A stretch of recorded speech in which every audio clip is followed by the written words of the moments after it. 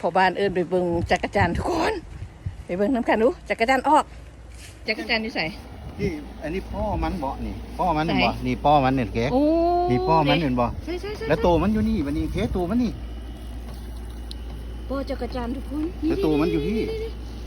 โอ้จักรจันทร์อยู่บักแต่งหัวค่อย แล้วตัวมันสิบินแล้วเนี่ อย ยู่ใช้ตัวมันอ่ะ นี่ อุ้ยตัวอ่อนๆเจ้า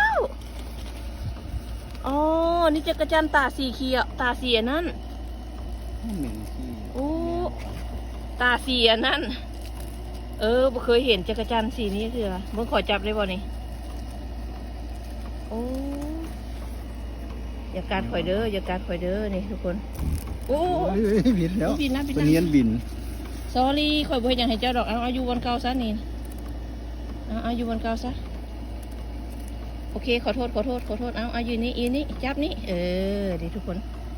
จักรจันทร์แตกอยู่อันนั้นส่วนมักแตงผัวข่อยจุเจ้าโมเมนต์จักรจันทร์ที่ว่าพวกข่อยไปเก็บมากินกันเด้อนี่นะ คนละอันคนละอันเห็นบ่อันนี้ตาสีขุ่นได้นี่นะนี่ปอ เขียว ปอเพิ่นก็อยู่ลุมนี่เด้จุเจ้า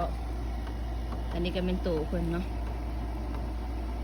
จักรจันทร์ขึ้นอยู่สวนมักแตงผัวข่อยทุกคนนี่นานมักแตงโศกหมานซื้อเล็กจักรจันทร์สมพอได้ยินเสียงเพื่อนเอาแถววายามเมื่อคืนมานะ